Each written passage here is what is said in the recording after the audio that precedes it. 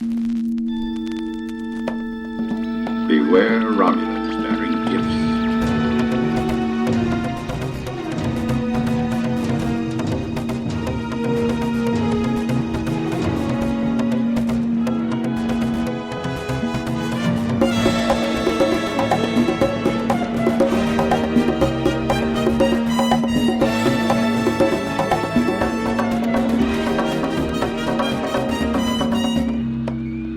Hi, this is Eric. This is Carl. And this is Sean. And welcome back to this Romulans Bearing Gifts, episode 70. And we are back again. Sean is in the house. I'm so excited. We are going to do the 5th episode of Season 2 of Strange New Worlds, Charades. Sean, how do we convince you to come back since your last appearance on the show? It wasn't hard, I'll tell you that much. You just texted me and said, "Hey, want to be on the show? 7:00. Okay, yeah, sure. No problem. I'll watch this."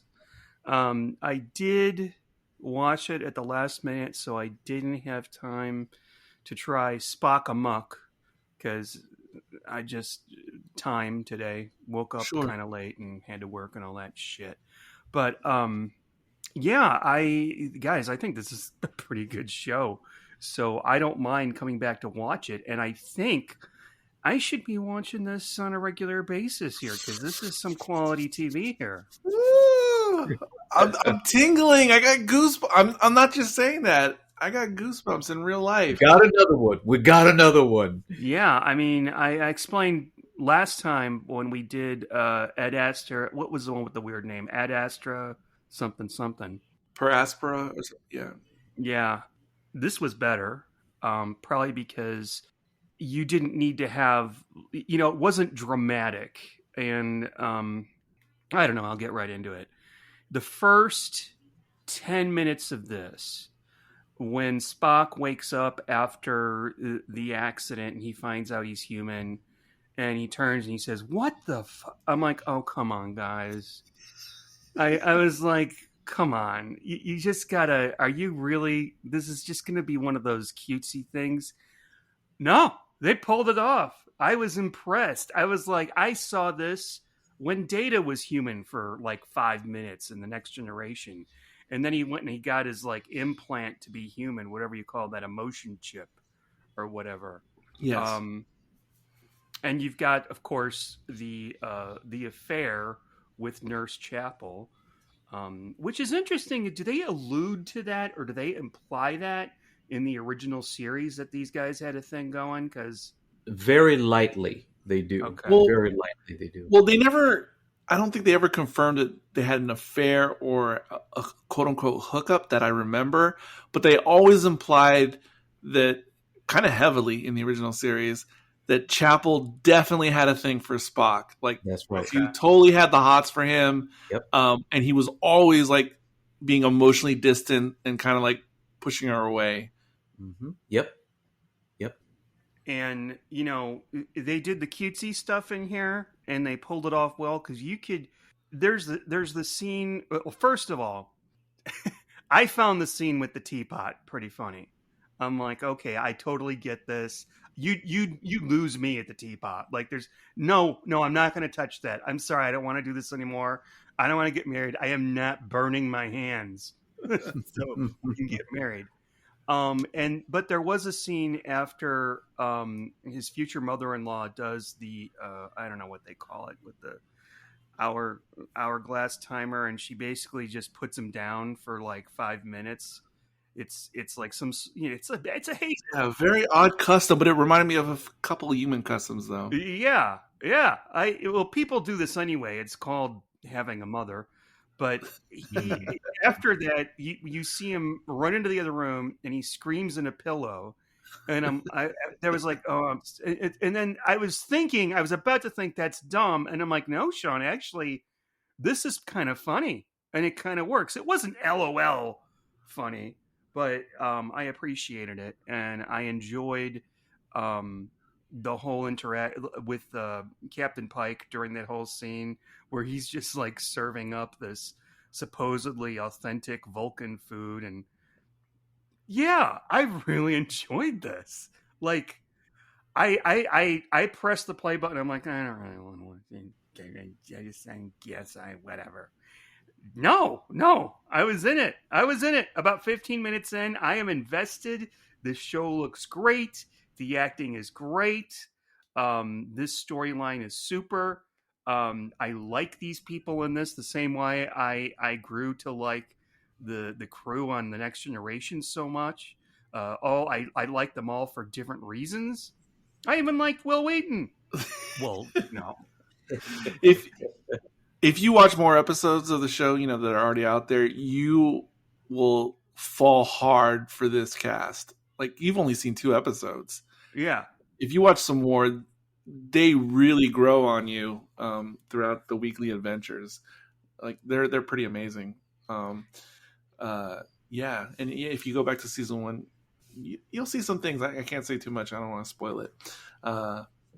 But okay. Let me see. I mean, I'm so elated to hear all your reactions, and I love it, but I still have to present my side of it. Kind of like you with Columbo when we watched it and you were all happy. Yeah. Oh yeah. Okay, so you mentioned Spock Amok, 5th episode, season 1. This is the 5th episode of season 2. I don't know if this is gonna be like a thing going forward, that we check in on T'Pring and Spock and antics ensue on the 5th episode of seasons going forward. But this is very much kind of connected to that previous episode, even though we've seen T'Pring in the meantime, in the in between time of the episodes. There's definitely a through line going on here. And if anyone heard my reaction to Spock Amok, I absolutely loved that episode. Like, super funny, super just entertaining, fun, yada yada yada. I absolutely adored that one. So when I saw where this was going pretty early on, I thought, okay, I see what's happening. Can they repeat the experience for me that they did in the previous one? And I'm a little bit more on the fence about it on this one, Charades, because there's things I like, and then there's things that I'm not sure if I like or dislike them yet. So at the beginning. I mean, when Spock wakes up from the accident, and he's obviously human, and he now has like human emotions, and seeing him like go through those machinations and like laughing, and just the way he's talking now as a human versus being a Vulcan, I didn't really like it. Or it all just felt weird. And I'm not saying that the actor is at fault. That's not what I'm saying at all. It was kind of off-putting to me to see Spock in this way. And I love Ethan Peck when he's playing Spock. It felt weirdly phony or something when he was portraying the human version. I don't know. It just didn't sit well with me. Huh. Okay. It wasn't a deal breaker. It just, I was like, what is this? I'm trying to piece it together personally, because we always recognize that Spock is, there are two sides to Spock that are generally in conflict with one another. We see and we know the Vulcan dominant Spock for the most part. And we were always sort of wondering what's beneath that, what is he holding back? What didn't he say here? To get a chance to see that unbridled side of this Spock, I thought was refreshing and revealing. I don't think I'd say it was phony. To me, it just felt like they finally let loose the side of Ethan Peck's portrayal of Spock that had been, the human side that had been suppressed all this time. So I think it it didn't come across as phony to me. That kind of worked. I think it worked. Okay, definitely could be a me problem. I don't know. I don't know what to go to next. There's kind of a lot. This is another hour-long episode. I think all the episodes but one have been like an hour long this season. Okay. I guess I'll bring this up. So Chapel, it was mentioned, I think, in the first episode of the season, just as a mention, that she was going to look into this archaeological, what is it? Fellowship. fellowship, research opportunity, Yeah. whatever. Yeah. On Vulcan. On Vulcan. Right.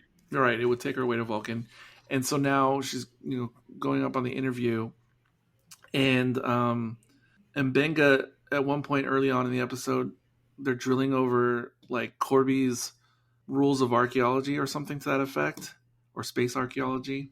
Carl, do you remember who Dr. Corby was? I do not remember who Dr. Corby was. No. Because this is a weird reference to TOS. Weird once I explain it all. Dr. Corby was a very specific character in TOS in the episode called What Little Girls Are Made Of. Okay. Carl, if you remember, it's the one that had like Lurch, like the actor who played Lurch. I do. Playing like the heavy, yes, bodyguard type guy. Yes, the stalactite cavern. Yes, with the cyborgs. Yes, exactly. It's that episode. That was Dr. Corby, and in the episode, Chapel specifically went down with the away team because Corby was her ex-fiance. And there was like a bunch of stuff going on in the episode because they were like sort of like rekindling their love, but then there was moral issues, yada yada yada. My point is to remind us who Corby was, and then to see what happens at the end of this episode, or what's implied. Is this something an arc that we're going to see like in season 3 or something? Well, I think that Chapel like falling for Corby, or I think that's interesting, but I wouldn't read too much into that quite yet. I think the prospect that would be actually kind of interesting, but again, don't set yourself up. Oh yeah, it just seemed this is a bit specific, and it reminded us that Chapel actually had a prior serious relationship. Yeah, I mean, not in Strange New Worlds, but for TOS original series. Yeah. So interesting, but okay, there's that. I have a question, a general Star Trek question. Star Trek, unlike, say, something like Doctor Who, is pretty good when it comes to continuity, right? I mean, it seems to me that if... Generally, yes. Okay, all right. And for that reason, I imagine that it will come up again. Yeah. Because fans don't want to see loose ends like that. Well, that is what we are assuming. But again, like I said, don't set yourself up. That's a big. You've gone pretty deep on that one. Yes, and Sean, the reason I say generally and I qualify it is because prior to Paramount Plus and all this new stuff, they more or less try to keep things in line. And yeah, there's inconsistencies here and there, but more or less they try to keep the canon solid. Once we jumped over to Paramount Plus and had Discovery and all these newer shows of the last 5 years, they play a lot more fast and loose. Yeah. Kind of like J.J. Abrams did when he made his movies. So that's why it's like, He didn't start with the movies, by the way. You just have to watch Lost to see how fast and loose J.J. Abrams would be. Absolutely.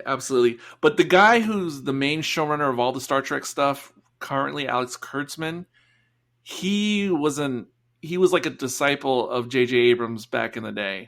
He like came up under J.J. Abrams' wing. So a lot of times we still kind of associate them, even though they don't work together that way anymore. They seem to come from like the same school of thought that certain rules and timelines can be bendable and malleable, and it kind of upsets some of us hardcore. It's like a little Chibnall-y, to put it into Doctor Who speak. Okay. Sean knows what that means. Yeah. So yeah, we get into Chibnall issues with a lot of the new Trek. But anyway, the aliens for a second. So I didn't even think this episode was going the way it was going when they discover this I don't know, time tunnel, or I don't know what it is, this space anomaly. I thought this was going to take us in a whole different direction, but it didn't. And of course, there was an accident, and both Chapel and Spock get put back together. I know this has happened in other sci-fi before. It's on the tip of my brain, but I can't think.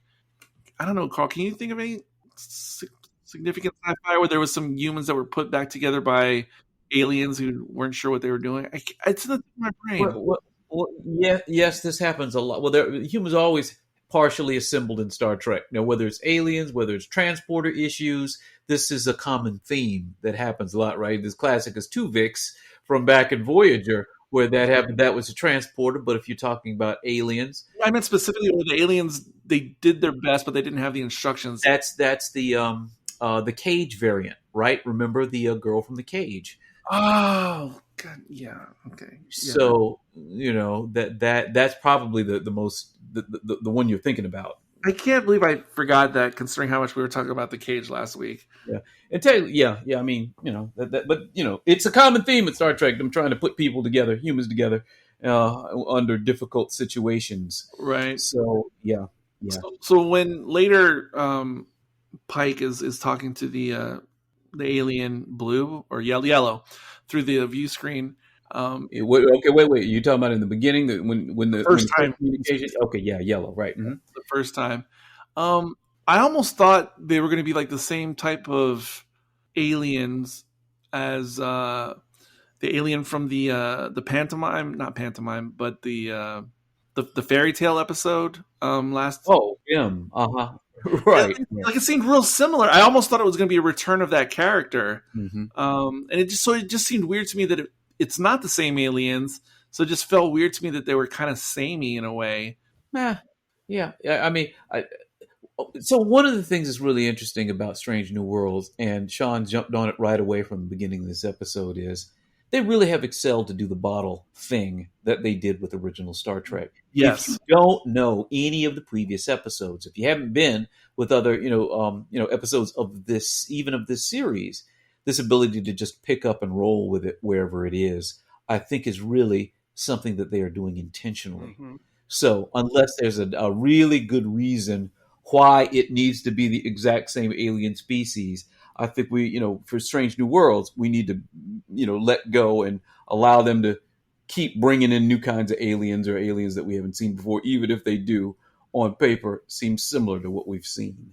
What do you think about, Carl, the scene later when they meet, when the three ladies go in and they get into that in-between place, and then they meet Blue are on the volume, obviously. Was that a good effect, or are they getting lazy with the volume special effect? No, for what they were trying to do, it was supposed to be dreamy. It worked to me. It worked for me in that because it was a place of non-reality. It is an alien's version of a holodeck and a waiting room that they had created for these aliens that they don't know that much about. So the unreal nature of it seemed consistent with what was going on. Let me say one thing positive for a moment, because I don't want to sound like Mr. Blue Skies for this whole episode. Is Blue Skies good or bad? Okay, sorry. So let me just say a positive thing while we're at that location in the in between. I did, even though it was angst, intentionally angsty. The part about Chapel not being able to speak the truth, to say what's going on, even though it's all manufactured, that moment, I did enjoy it, actually. And Sean, if you don't know, I am the president of the Nurse Chapel Strange New Worlds fan club, nationally recognized. Oh yes, I remember that. I am sure he was able to piece that together at this point. Yes. You're so subtle about it, Eric. You would not have been able to discern it had you not said. But yes, alas. So, in a little fanboyish way, I did enjoy that scene. They definitely milked it as much as they possibly could, and I was actually okay with that, even though it was just why can't you just say it? Why can't you? What's wrong? But yeah, that reminds me of when I was younger, and I was even more into the rom-com genre. So yeah, I like that. Someone else take it away, because I got more, but I don't want to. I liked that scene, and this is something that would not go over well in the 1980s. I mean, I hate to keep bringing up Doctor Who, but they do it in Doctor Who sometimes. Okay, I'm not going to mention Doctor Who again, but anytime there's some sort of surreal thing, there's a really good chance to muck it up. and they didn't muck it up here. I bought that. Like I'm totally here with it. I get it. It's a different world. I do have a question though. Sometimes there is a man in here. Did you spot Elon Musk? If you blinked, you may have missed him. I missed him. It's not Elon Musk, but when Spock is heading over that meeting to discuss something, and there's Mr. Kirk who doesn't clean up his plate. Oh yeah, Sam Kirk. Yeah. Oh yeah. Is he related in any way? Yes, of course. Yes. It's brother. Okay. So the guy sitting on his right looked just like Elon Musk, but just saying that. I'm definitely going to go back for that. Yeah. I was busy looking at the crumbs. I did not notice that. I did like all that Sam Kirk shenanigans. It was funny, but why is he such a slob? That's the part I couldn't figure out. Wait a minute. No, he's not a slob. He just had some crumbs on his plate because he ate like an intergalactic donut or something. But also, who eats at the damn meetings? And it's fine to have crumbs, but to not clean up after yourself is the issue. Well, we can see who the Vulcan is here in the meeting today. What's going on? I mean, have you not been to a meeting in an office before? There's always a Sam Kirk in there who's just tearing up the joint. So, while you might have a sensitivity to such things, that was totally believable. I've been in the office with that dude. So I know people do it, but when it's like a senior ranking person, you gotta be a little bit more attentive. Nope. They're the worst. They're the worst. They're the ones that are eating that pastry with the layer of brown sugar on it that just gets everywhere. I've seen them. Is that what are those? Is that strudel? Yeah, it's like a strudel with the but you know the cheap ones that come in the plastic wrap, they drop out of machines and stuff. Yeah. They're notorious. I've seen. Oh, I used to love those. However, if they're bringing pizza in, I'm gonna be the Sam Kirk in the office. Oh, all forgiven. I'm gonna be like, oh my god, pizza and it's free. How can you eat just 2 pieces? I should have looked this up. I think I tried to look it up, but I couldn't find him. The actor who played the Vulcan. Are you talking about the dad or the young persnickety one? The young persnickety one that was that didn't hire Chapel for the Fellowship. Oh, okay, yeah. Okay, that actor. I tried to find out if it was him or not. But he's been in a smattering of other things. And now, if I don't know, I probably shouldn't have even brought it up. I think it's Ryan Tarek is the actor's name, I believe. He was in the Umbrella Academy for 1 episode. Where do you think you remember him from? Because, he was in the Murdoch Mysteries. Is that something you watch, Sean? No. Okay. No, I don't watch that. I thought there's this movie called Hatchet, which is a horror slasher movie. He was in a movie called Spiral, which came out after that. I think it has the same director. I don't see these. Skinny, lanky kid, kind of weird, dorky, kind of weird look. Just kind of funny looking, in a typical sort of way. He's just kind of. You might have mistaken him for someone else because I don't see that in his filmography. Well, it's not important, and it has nothing to do with the story. And I'm sorry. It's okay. I'm so sorry. I picked up my phone to look it up and Facebook opened. And I have a friend that just posted this. For those of you that don't watch a lot of TV, what on earth do you people do every night? I think the same thing. I'll find that actor's name. Hold on. Sure. But speaking of casting for a moment, so Spock's mother, Amanda Grayson, the actress portraying the role, she did it back in Discovery. And I can't believe I didn't recognize who she was until this episode. I mean, outside of Star Trek. The actress Mia Kirshner. Wait, I'm so sorry. I just have to say the actor that I'm thinking of, his name is Joel David Moore, and he was in both Avatar movies as Norm Spellman. Oh, yeah, I know him very well. Yeah. Oh, my gosh. If Norm was in this episode, I would have freaked out. Yeah, if it's Avatar, Eric will know it. Eric will just know. No, I know that that actor. He actually cracks me up. Before Avatar, I was aware of him, like in the movie Grandma's Boy. No, he's like hilarious, and he should be in more movies. The actor. Oh yeah, I know him very well. But Mia Kirshner, who plays Amanda Grayson, I didn't realize who she was. She was like, at least in the early seasons, like the lead central character in the L Word. I know you guys are big fans. Oh, but like the precocious girl who's like just discovering the rest of her sexuality. Yeah, that's her. She was married at the beginning. Oh my god! Wait, she plays Amanda Grayson. That's Spock's mother in the episode. Holy shit! Oh my gosh! Spock's human mother. I knew her, and I kept thinking like she looks kind of like Natalie Portman, and she's really pretty. Like yeah. Okay, is she half human? She's full human. She's human. Yeah, she's human. I could have sworn I saw pointy ears under there, but okay. No. Yeah, and she is gorgeous to this day. Absolutely.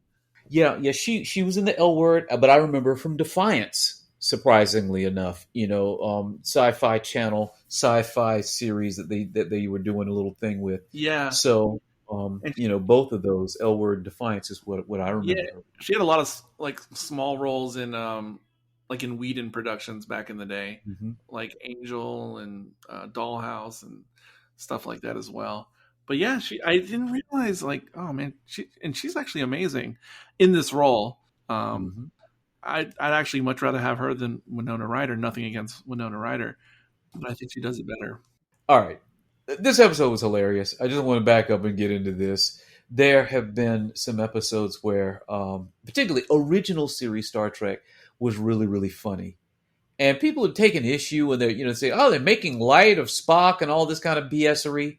But original series Star Trek really was funny. And they had some episodes that just went out for the comedy of it, and I appreciated that. I mean, once again, Strange New Worlds seems to have surgically, indexed everything that made the original series strong and classic, and have step by step tried to reproduce that in a clean, modern way. And so, once again, we got a fun episode. It's funny. It's light. It's but at the same, it's funny and light. But as you all know, it is also talking about some important themes, themes of acceptance, themes about love and all of that stuff. So to, mix in the lightness to match point by point the rhythms of original series, and then to still manage to have some gravity to what they're discussing. Once again, Strange New Worlds is really hitting it out of the park here. And each time it's an impressive recreation of original series, despite everybody making all this noise about it not seeming like not seeming like Star Trek or whatever. It really is point by point, right down to some of the musical beats they did in this one, aligned with original series. Just even the moment where Spock sits up and realizes that he is now human. There is a musical beat there. There's the horns and a little bell thing. That is precisely what they used to do in the comic setups back in original series. There are a couple of very distinct pulls from, musical that they pulled from original series. So, they're doing a great job, getting back to what made the original series so much fun and so enjoyable. Once again, they did it. Yeah, I'm glad you mentioned the composer again. I've mentioned the composer a couple times this season. I think it's a he. I need to have his name ready next time, because I've really started to notice that he's a low key kind of hero behind the scenes on this show. Because I'm really starting to notice his work, and it's really good. And when I was refreshing myself on this episode today, I was at the grocery store. So I was listening to the episode like it was an audiobook. And so that really helped me key into the score. And it is actually really fantastic, and people should recognize that more. But speaking of funny, okay, yes, if I was to give an award to who's the funniest character in this particular episode, my award goes to Anson Mount as Pike. Pike is hilarious. Oh my god! And so much of it is humor without words, without dialogue. Yes. Oh my god! His facial acting, his emoting, his like stepping out of frame like he's Homer going into the bush. Like, he is like top marks, like flawless for me in this episode. Those were all the jokes that worked for me. I have always said, and I told him personally, that it's what he doesn't say that makes him stand out as an actor. And I mean, the hilarity, the answers, just okay. What was the first thing that really drew my attention to the hilarity of the captain in this episode? Now, he's funny all throughout it, but the first, when I rewatched, I was like, oh, this dude is hilarious.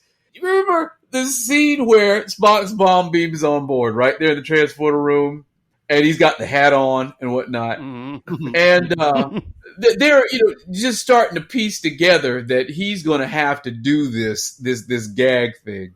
Pike tries to make a tactful escape from the tenseness of the situation. He's, Spock's got the hat on. He's going back and forth with his mom. He doesn't want to lie to Spock's mom, and so he makes an exit. It makes a break for the exit. The door won't open. He can't get out. There's something up with the door. And for the captain to be standing there, and he's just like, what the? He can't get out of the room. The door won't open. The mom and Spock are going back and forth. That little thing, if you watch it, you see him like, what the hell? He can't get out of the room. The door won't open for him. And he's trying to figure out what's wrong with the door, and he's trapped in there with the mom and his son going through this stuff. That is crazy. It's just little stuff like that just pops up and makes his double takes. Just, there's the scene where Spock finally stands up for his mom at the middle of the ceremony. Now, remember, Pike had gone to get the food because Dad had asked for, seconds. And here comes Pike, wandering in here. And as he's walking up there, he hears Spock laying into Pring's mom. And he just gently turns around, goes back the other direction. He is just hilarious in the quiet moments in this episode. So, yeah. That was one of the very best moments. And I want to say also, I don't know whose idea it was to make cooking such a key aspect of Pike's character. I don't know if that was Anson Mount or, it was the showrunners or whatever. But I think it's pretty brilliant. It's been used effectively in multiple episodes now. It's fantastic in this episode. And you mentioned the stuff with the dad, T'Pring's dad, and him wanting to eat all the food. That was another gag that I was going for every time they played that. It's so clever. It's like every time he says something, his wife just contradicts him, and then he has to pretend that he agrees with her. Yes, and I know, and I really to handle this. You have to handle this kind of thing with a fine-tooth comb because, like, oh, I get it. She's a bitch. She's the mother-in-law. They didn't paint too broadly there. They painted very finely, to get across that she has great respect in these traditions. And in the end, once he exposes himself, I shouldn't have said that. She kind of goes along with it. It's kind of cool. Doesn't turn out too cool for the two of them, but I like that that character and how she wasn't just an uber bitch. I mean, she was, but they didn't lay it on real thick. Like, she wasn't. I don't know, Robert De Niro and Meet the Parents. Somebody. Actually, for me, she was a bit much. And I know it's a common trope, like in comedy movies and romantic comedy movies, this type of mother-in-law character. She was laying it on pretty darn thick.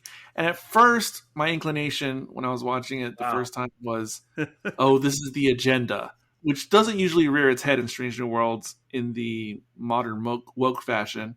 But at first I thought, oh, it's the agenda. It's like this domineering agenda woman. For what? No. Like uber feminist matriarch. Don't go here, Eric. I'm just saying that it was triggering that alarm early on in the episode. But no, I don't think it was that. It was a false trigger. But that's how I felt initially. All right, go on. But then that aside, I was just like, yeah, she is a witch with a B. Well, Eric, okay, look. I the only agenda that was going on here is that she doesn't want Spock to be her son. That Yes. is the deal. And so, I said it's not the prior agenda. Like I said, I dismissed that. But go on. She is trying to torpedo this whole thing. So, that is, she does have an agenda. Her over the topness is her trying to break things up between those two. So yes, but also continuing, like in a Star Trek context, like, man, what is with the borderline racist Vulcan trope within Star Trek, at least since Enterprise, especially. Like, all right, like, man, I no, because I struggle with the logic of it, but I do see the logic from the other side as well. I'm not that blind. I mean, from her perspective, I see the logic, but in the grand scheme of things, the logic seems flawed to me. Not that I'm an expert on logic, like just to be. I think you need to have some Asian in-laws, and then you'll understand. Or wait, your mom's like Asian. That's actually what it reminded me of. Oh, no, yes, absolutely. No, it very much is like that. Whether it's like having Asian in-laws or similar tropes have been done with like Indian, Asian Indian in-laws and Pakistani in-laws in other shows and things, other movies. Yeah, it is very much like that. Or Chinese characters in other works of fiction. It certainly is that, and I get it. It's just these people happen to be Vulcans, That's why, Although I always thought that Vulcans and Romulans in Star Trek were a bit of a reflection on Eastern ways on our planet. So maybe a little, but when you think about it, when you break it down, if you were going to be like, okay, I need to spend the next 2 years on a desert island with one of these people on this show, you're not going to pick Spock. Come on. No, I really don't think that any normal person would pick Spock. You're going to pick one of the others. It's more fun because. Oh, you mean like as a pleasant companion? Yeah. What's weird is that in my logical mind, when you first presented the scenario, I was thinking, what do you mean? Logically, Spock is the choice. He'd be so helpful. No. Yeah, no. From a survival standpoint, yes. I mean, it's just weird. That's where my brain went. Like the logic. Mine too. No, that's what I was thinking too. I didn't know where he was going with this because I was like, yeah, you mean the most capable science officer? Yeah, that's the one I'd be hanging out with. Yes, companion wise. Yeah, okay. Correct. Gotcha. I agree. He's not. Even though we all know you'd choose Nurse Chapel, but well. How could you not? That's a dream scenario. What are you talking about? I'd rather have Ortega's. I'm sorry. Except for one. There's one line in this. Oh, I hated it. There's one line I hated, and that was this.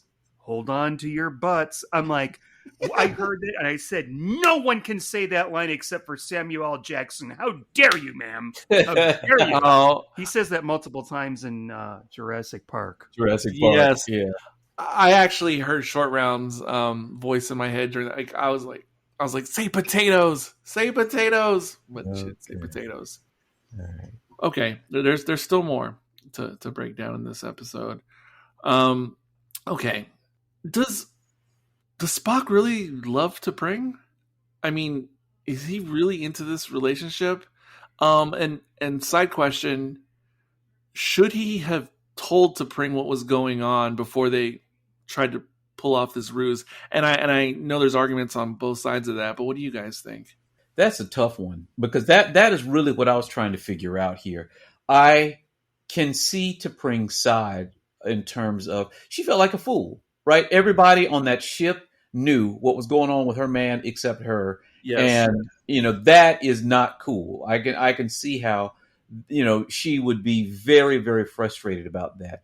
But the scene where Spock is about to tell her, it is true that she is tremendously preoccupied with all the other things. Right? Spock, I don't even want to, talk about formalities right now. I've been with my mom all this time. The thing that really got me concerned is at the moment he's about to tell her, she says to Spock, in the ceremony, we have to meld minds. My mother and I are going to meld minds. And if she knew that Spock was human, right, and they were going to meld minds, I mean, she's just barely hanging on at this point in terms of trying to keep mess together. Never mind the emotional stress that she would have been under, knowing that Spock was human, but at the same time, she knew that and would have to mind meld with her mom during the ceremony. That was the only out that logically made sense to me. That, wow, that would have been a little more, to put on poor T'Pring in that situation. So he was going to tell her. They were in the hallway, and that was part of, what the plan of what he was about to do. But she did create a scenario of such tension that, I kind of looked at it, I was like, yeah, maybe not. So that's all I got on that one. I couldn't, it's close. It's close because they are truly a pair and they are a couple, despite their differences. They have been very, very close.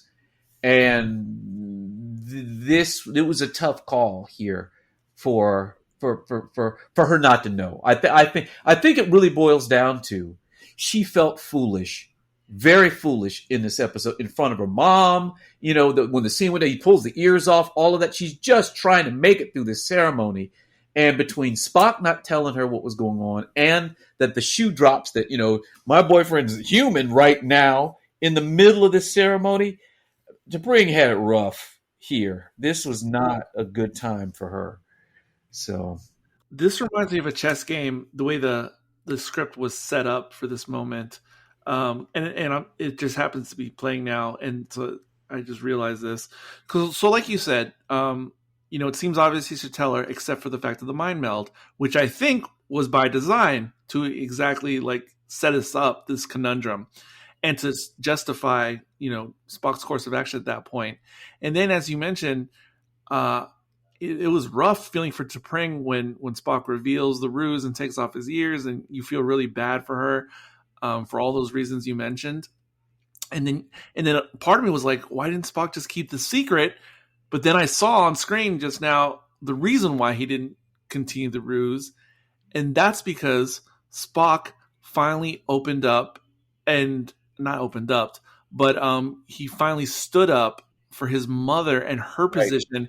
And he emoted with his mother for the first time, realizing that she's been full human this whole time, courting his father and being with his father, who's Vulcan. And he realized for the first time, the hardship and difficulty that his mother has been going through for all these years, because he was able to relate to her in a different way for the first time. Whoa! And so the reason I say it's like a chess game, it's like when you're trying to figure out, okay, do I want to put my queen there? But if I put my queen there, then the bishop's going to be there. But then that leaves open my knight. And wow, I'm marveling at the script now because they put all these little things in there to make it all make sense and to have kind of a satisfactory revelation at the same time. Because then you go, yeah, but Spock was defending his mother at the expense of his relationship with his fiancée. Mm-hmm. Mm-hmm. Yeah. Here's yet another dimension to consider. I mean, so I'm 100% with you. This is part of what makes the emotional side of this episode so rich. That this is real stress, real difficulties, not just a cartoony, hateful stepmother or mother-in-law against the kids. But one other thing to consider is, for the longest time with the original series, Star Trek, when we go back and we see Amok Time, and we are first introduced to T'Pring, we have strong opinions about old T'Pring back in the day. Yes. Because we love Spock, and we're like, how in the world could, this chick just turn down the hero of Star Trek? This is preposterous. She deserves what you get. But you see, they have laid out an entire scenario throughout what we've been seeing here in Strange New Worlds as to why T'Pring would have had a legitimate reason to take issue with Spock at this point. I mean, I assume that the issues of Chapel are probably going to become evident moving forward to T'Pring in the series, and all the more reason where when the call for those two to be together occurs, all of a sudden, finally, T'Pring might have a very rational, logical reason why she has issues with Spock. So, I mean, again, just throwing that out there. Is that, whether it's canon or not, the emotional complexity of what is going on here is not black and white, and that's what makes it so emotionally powerful. I think you're 100% correct, and I think it's pretty amazing. And for some reason, I feel reluctance to give the writers this. And I don't know why I feel reluctance, but they did it. I'm just putting it out there, right? Maybe they won't. Maybe they won't take advantage of this, but no, it seems deliberate. It seems by design, as you explained. Well, T'Pring needs a reason to be. I mean, not because of Amok Time, not because of that episode, but within the world of Strange New Worlds, people like Spock, and everybody's going to assume that T'Pring there's something wrong with her for having an issue with Spock moving forward. Right. They have created a very rich, plausible, reasonable dynamic between Spock and T'Pring that is not, she's got a problem. She has been tremendously relatable throughout Strange New Worlds. And, it's just creating a very believable perspective from her side. Totally agree. But, and that is all good. But here's the other side of the coin down the road that scares me a little bit. Just as a fan. Okay, so by the end, they take like a hiatus or whatever to bring in Spock. They're on a break. Huh? They're on a break. Yeah, that's the hiatus. Yes, they're taking a break. And then we see what happens with Chapel and Spock. And I mean, they don't waste any time. No, they don't. They don't waste any time. I know. I thought maybe they'd take an episode or at least the week off until next episode. I mean, Chapel and Spock. But okay, fine. Here it is. We're assuming they're getting into foreign affairs. Okay, everyone knows that I ship these two as hard as anyone possibly could. So, my little fanboy heart is, rapturous. Fine. But because we know what their relationship is like in the original series, Chapel and Spock, that's what scares me. Because and this is normal for any show having two key characters, form a romantic relationship, which is there will be a fall later at some point. You know what I mean? Sure. Yep. And that's the part that scares me. Oh, come on. Is going through the breakup or whatever happens. Why is this funny?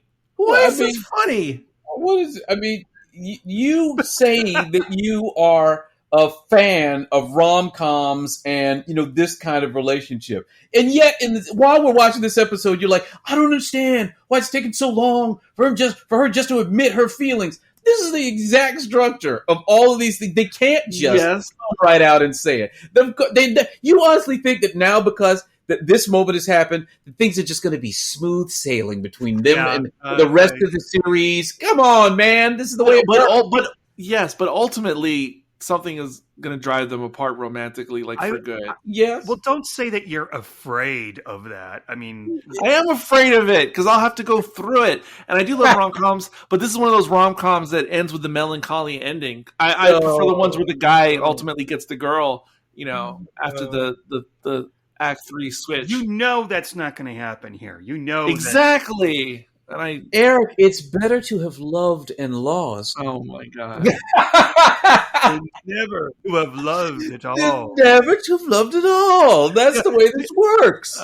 Eric's going to be watching this show in 6 months. He's going to have his box of tissues. Oh my God. They broke up. It's going to be tragic. But I'm talking about the last breakup. I know it's going to be a rocky road, and I'm all for that. Like going through that. I like this show, but I don't like it that much that I'm emotionally invested in this relationship. Well, that by definition is not going to work out. You've known it for 60 years. But okay, and then speaking of Chapel's character arc for a second, Spock aside, it's interesting that take the romance part of her character. Let's put that aside for a second. And it's interesting since the beginning of the series that Chapel initially was and she is like a really self-confident character, and like she's very much a doer, and she knows exactly how she wants to live her life. Like she's like a very like strong woman character, like realistically, from the beginning of the series. And it's interesting that she had this hang up where like she couldn't really stand up for herself, and how she felt timid like about the whole fellowship thing. And obviously, like she found her voice, and she was able to realize like her real value intrinsically because of her experiences, her work experience, her own personal research. And that was cool. It's just so interesting because she seemed like such a put together character already. It's interesting that she had this inner flaw. I don't know if it was really a flaw. She has a scene at the end. I'm going to call it, I had a drama teacher one time who called it the telling off Mr. Potter scene. Because there's that scene in It's a Wonderful Life where Jimmy Stewart just goes off on Mr. Potter. You're a lonely you're a slug, Mr. Potter. That thing. That was a good impersonation. Yeah, I heard it. Nice. Yeah. But when she tells off the Vulcan dude on the television screen there, like that's a great moment. Like she's doing she's shredding it all. She didn't get the job, but you're more than welcome to apply later on. And she just does this passive aggressive gut punch. Like, oh, I traveled, interdimensionally today, and you can read all about it in my paper coming up. And then she has celebratory sex with Spock. And it just seems like really, I'm like, okay, she had a perfect day. Yeah, that's pretty good. She didn't get the job, but man, oh man, she told off Mr. Potter and had sex with Mr. Spock. Oh man. So yeah, this is a good day. Making me want to have sex with Mr. Spock now. If it was the Zachary Quinto one, you know what? This one too. I think No, this one's I like in the role. I prefer this Spock to Zachary. Yeah. Well, just so long as it's not Leonard Nimoy. Oh God. Oh dear. That man looked so weird. When that man was another things, I could swear his ears were really pointed. And then you'd have to stare really, and it's like, oh wait, his ears aren't pointed. Wait, does he actually act like this? I don't understand. And he has the haircut like in real life oftentimes. Yeah. He was on Columbo. He was on an episode of Columbo, played a brilliant heart surgeon. Tries to kill Grandpa Walton. And he was so evil. He was so evil. I'm sorry. It's okay. Any other big things? Because I have lingering questions, but do you have any other big things in the episode? Big things. It's lots of little great things. Yeah. Oh yeah. I just meant like anything else to highlight before I move on to my lingering questions. No, hit it. Okay. If one has been watching all the episodes of season 2 up to this point, where the heck is Pelly? Like the engineering officer. They made a reference that she was off ship doing some things, right? I mean, this is okay. Right. This for some reason I was curious. Pike and Amanda are talking about her. So does like Amanda know Pelly? Did I miss something? Because she's checking in on her like she was expecting to see her on the ship, and that was just a little detail. I was like, what? Does she know? I missed that, but it sounds like that they have some type of relationship. Yeah, they when she first gets on board the ship, Amanda and Pike are talking about, where's Pelly? Oh, she went off to get some dilithium, and she's like, oh, that sounds like an excuse for something. And I was like, what? Did I miss something that she's checking in on Pelly? What? So yeah, they do that. So yeah, the question is asked. I don't know what's up. So yeah, Sean, she's barely been in the season, and actually, I don't even think she's been in an episode of the 2 that you've seen. No, I don't think so. And do you know who we're talking about? The actress? No. Carol Kane is. Oh yes, that's right. Their new engineer. She's their new engineer. Yeah, and she's like really good, Sean, and you'd love to see her, but you haven't seen her yet in the show. Yeah. And it seems weird to me. Yeah, you got to sit back and watch these episodes, man. You got to catch up. It's some good. Yeah, but even who doesn't love Carol Kane? That's what I'm saying. Yeah, she's amazing. But we've only had like a little bit of her in episode 1 and a little bit in episode 3, and I'm just like, what's going on? Like, bring her. And then as a lesser character who we haven't seen though, I think the character's name is Mitchell. She's the Asian. I don't know if she's tactical or navigation or whatever on the bridge. We only saw her in the first episode. And I was like, hey, what's going on? It seemed like she was going to be elevated a little bit more in this season, but that hasn't turned out. Well, we're still working our way through here.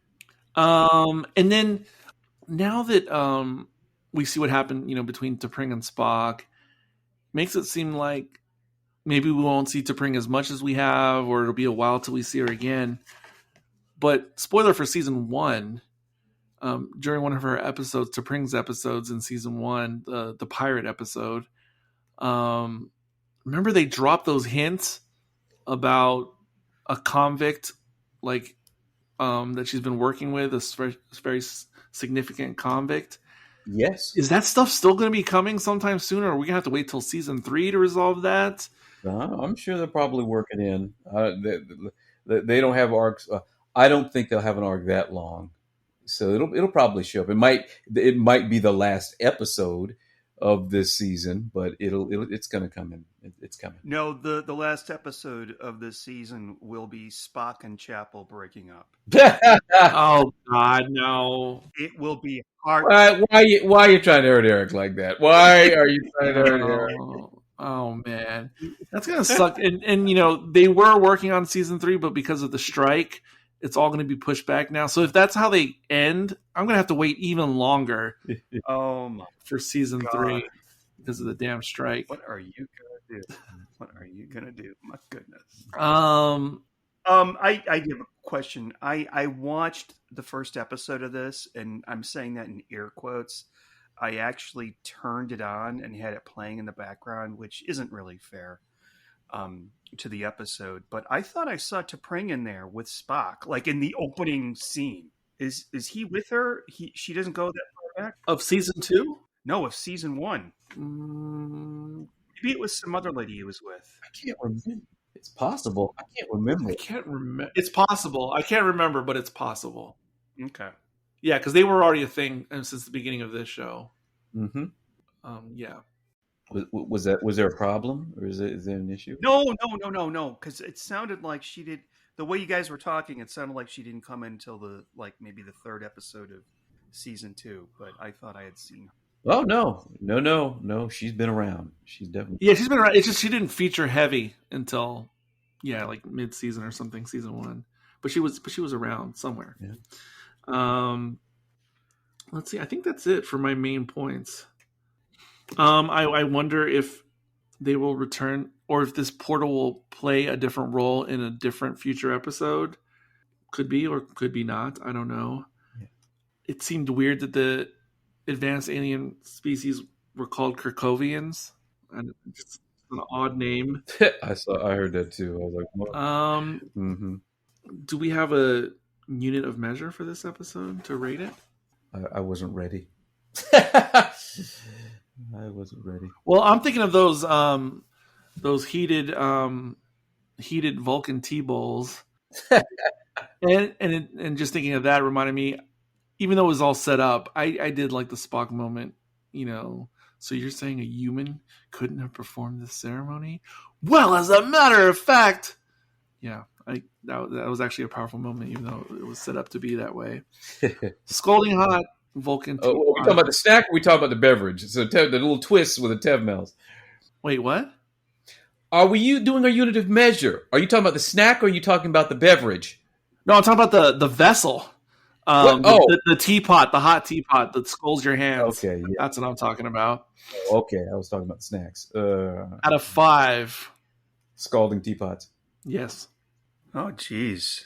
I'm going to say for what it was, this is a fun, light episode that they took in an interesting direction. I'm going to give it 4 teapots. Ooh. Mm-hmm. Strong grade. Yep. And I am going the exact same way. This was fun. This was lighthearted. I didn't really have to know anything, about the characters' backstories. Which isn't exactly true, because you need to know like who Spock is and what kind of person he is. But that's just such already in the American zeitgeist of pop culture that you can go in there completely empty-handed and know exactly what he's all about. I'm also going to give it a 4 out of 5. All right. And as I alluded to earlier, while I really enjoyed Spock Amok, this one was a little bit more for me to grapple with in terms of how much I appreciated it or not. And another feeling I had early on in the episode was it felt like fanfic to me. And I say that as a fanboy of the ship as well. Like, I just felt this is too much, giving me exactly what I want. Like, it felt too easy to give me these romantic antics. And I will say that I had a number in my head before we started this podcast, and actually talking to you guys, you actually made me raise my initial feeling from what it was. So you guys have boosted me up to a 3.5 scalding teapots. Originally I had it pegged at a 3. So, because you guys, I guess, I don't know, it's the Vulcan in me who won't let me fully appreciate this episode for what it is. You're just afraid for the fall. That's all. You just don't want to be heartbroken again. Yeah. Don't make me hold a tricorder up above my head. It's interesting, though, Eric, we do this other podcast called the Best Picture Podcast. We just finished up with 1967. Yes. So Eric, and I think he tried to lull me into this. He goes, this has a very guess who's coming to dinner vibe. Yes. Oh, okay. I like that. Okay. Yeah, I'll watch it. Okay. Not exactly, because in that, his secret was sort of out. Like, if Spock really was human and she has to introduce him to her parents and, go through these rituals, maybe more so. But, okay, I'll go with it. Yeah, it's a thought that occurred to me in the moment. I'm glad you brought it up, because even though it's not exactly the same, I still think it's really relevant. Just the racial tensions in this episode. But yeah, there we go. Okay, yeah, so Sean's gonna hate me, but I'm gonna bug him more now in the near future. Okay. About doing some extra homework and to catch up a bit, as well as to keep up with the next one. I'm really looking forward to episodes 6 through 10, certainly, because there's a lot of spoilers out there. I mean, official spoilers. For some reason, Paramount Plus is getting like BBC and like spoiling all the Doctor Who secrets before we even get to see them. And so I know there's still some big things to come in the season that I won't say for those who are not spoiled. So I'm looking forward to that stuff. But also, a lot of outlets got early screeners, which included episodes 1 through 5. So now coming with episode 6, this is like kind of unknown territory for everyone. So now everyone's kind of on the same page. Finally. Wait, so you guys didn't get your screener? Because I think mine got lost in the mail. Sir, they send them by email now. Oh, that's right. Yeah. It's probably my junk folder, unintentionally. Yeah, so I'm definitely ready to go with the rest of the season. So glad you guys are here. I really hope we get some of the other co-hosts on the podcast, because everyone's busy, obviously. That's obviously why they're not here when they're not here. So I look forward to getting the band together again next week. So here we go. Closing out the show today. This is Eric. This is Carl. And this is Sean. And until next time, be sure to take your Vulcan vitamins.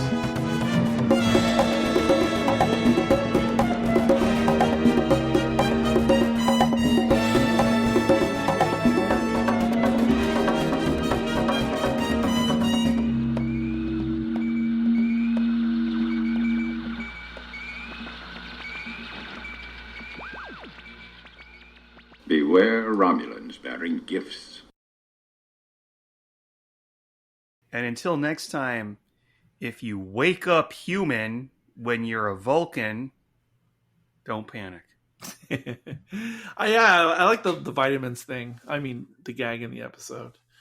Shout out there. I don't know if you guys saw, there was an image of the NX-01. I know Sean doesn't know what that is. There was a shot of it in the episode. And there was also, I just saw a shot of the Phoenix, which I guess Sean probably doesn't know as well, from First Contact. I just saw those. I didn't realize. But anyway, they're both different scenes, but they're both scenes involving Sam Kirk. There's like these images on the view screens in the separate scenes. Yeah, but anyway. Well, thank you guys. It feels weird.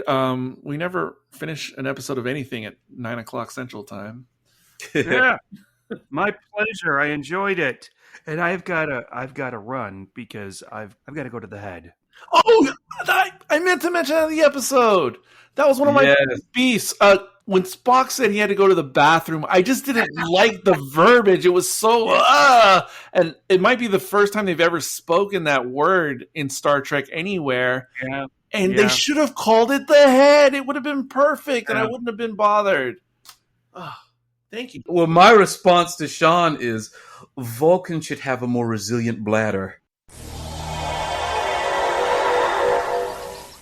Hello and welcome back to the surprise bonus section here. Coming in for the third time. I don't know if I have to explain the presence of this yet again, but just to spare the feed from having to toss in a couple catching up episodes with me going through this season, since I keep missing out on these recordings, I'm just using this little bonus section to give some brief thoughts, just to give a little bit of a flavor of what I think of these episodes right after watching them, prior to me editing this episode that you just heard. So, Charades. Wow, I from the premise from this one in the outset, from the first 20 minutes or so, I wouldn't have guessed to be in the position I am right now. But I'll say, so far, 5 episodes in, this is my favorite episode of Strange New Worlds Season 2. This thing, I really wish I was on for this episode, because I feel like there's so many fun little nuances, so many little performance ticks, so many great moments, so many great interactions. I wish I would have been on the episode to dig into that stuff more in depth. I probably will mention a couple little bits here or there, but overall, I think this thing was just fantastic. It gave so many chances for all the characters to get in and have their moments. Una and La'an felt the most like they were just part of the group, just to be part of the group. I was a bit surprised to see that Spock's circle of friends extends to all those folks.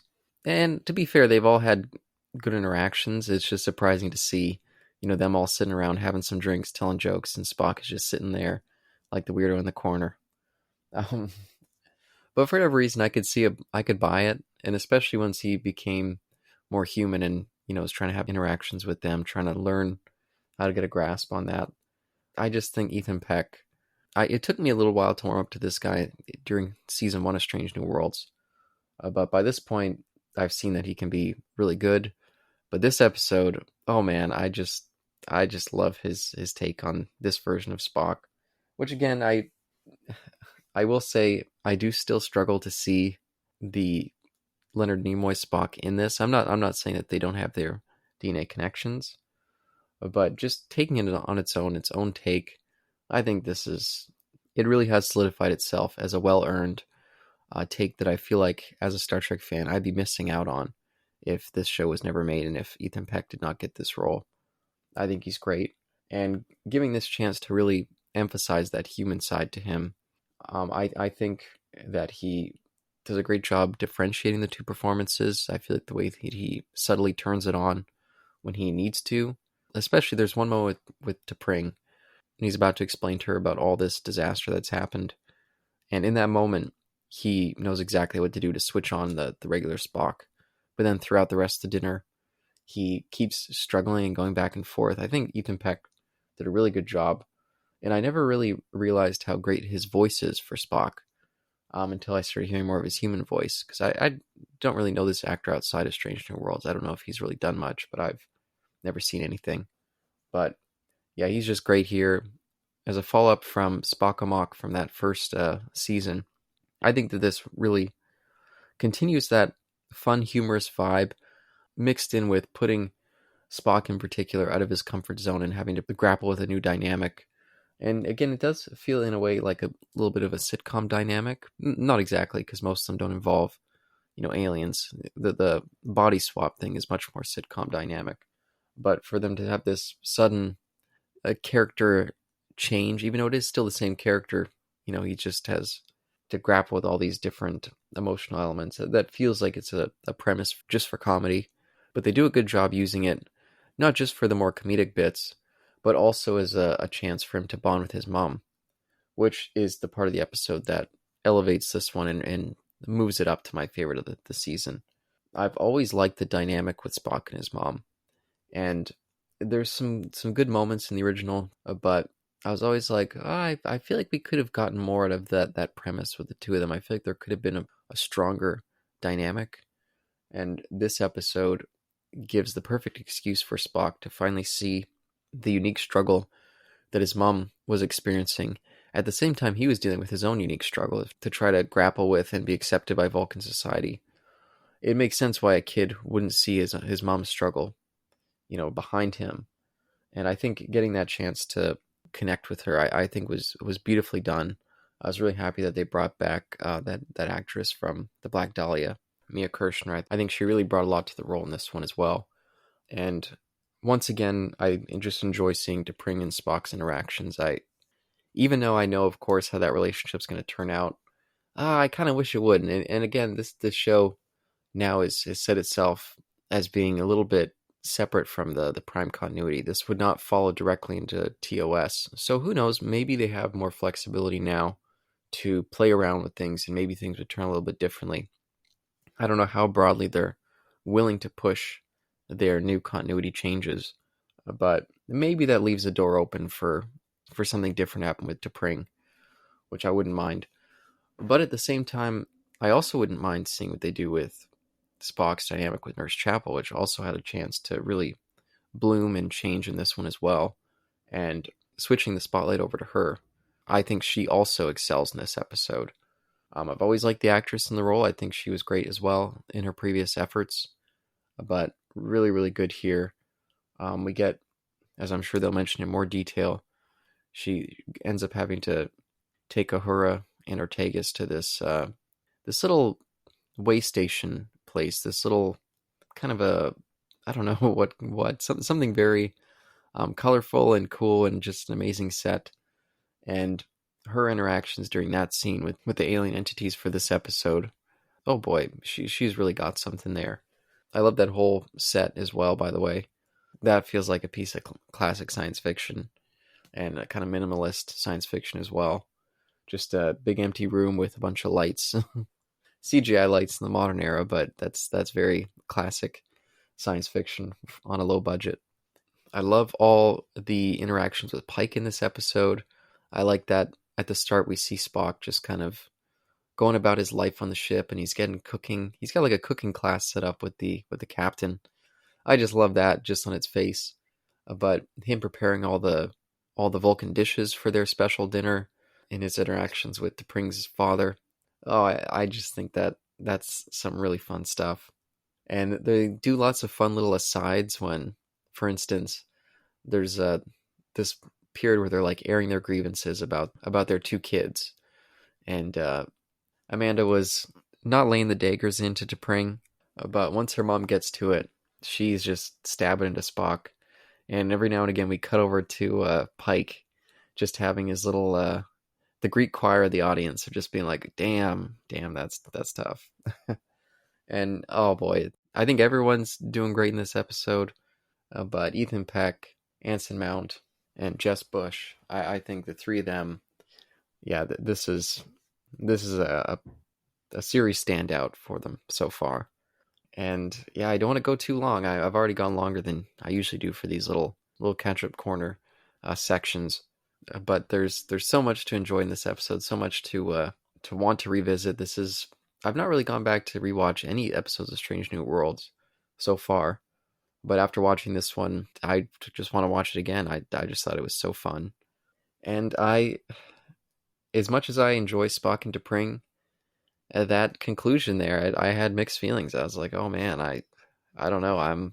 Maybe I'm happy to see what happens with Spock and Chapel here, but I hope that we still get to see a lot of T'Pring going forward. But I guess I'll wrap it up there. I look forward to actually listening to the proper episode and see what the guys think of this one. I'm sure Eric at least will love it, knowing his thoughts on Spock Amok from last season. But for me, my rating scale, I'm going to rate this thing out of fake Vulcan ears, and I'm going to give it, oh boy, I don't know, maybe this is a knee-jerk reaction, but I think I'm going for a 5. I can't think of anything that I didn't like about this episode. I was just, like I mentioned, coming in from the outset, I was like, okay, this is going to be back to like a more comedy element, and sometimes I'm going to be hit or miss with that. So I was like, okay, I'll just see what I'm going to get. And by the end, I was just, I was completely on board. I had taken the emotional journey. I'd taken the humor journey. I loved the actual charades bit in the episode. How T'Pring's dad was completely game for it. And just the, everything was working for me with this one for some reason. So yeah, I think I will give it a 5. So 5 Vulcan ears out of 5. Perfect score for my favorite episode of the season so far. And I'm very curious to see where they take this. And I'm very curious to see what our regular hosts thought on this one, and what you listeners think of this one. I'm sure when Eric makes a post about this on the Facebook page, I'm curious to see if other people were as taken with this one as I was. So, I guess that is the end of this little section for today. Thanks everyone for listening, and we'll see you all hopefully on the next one.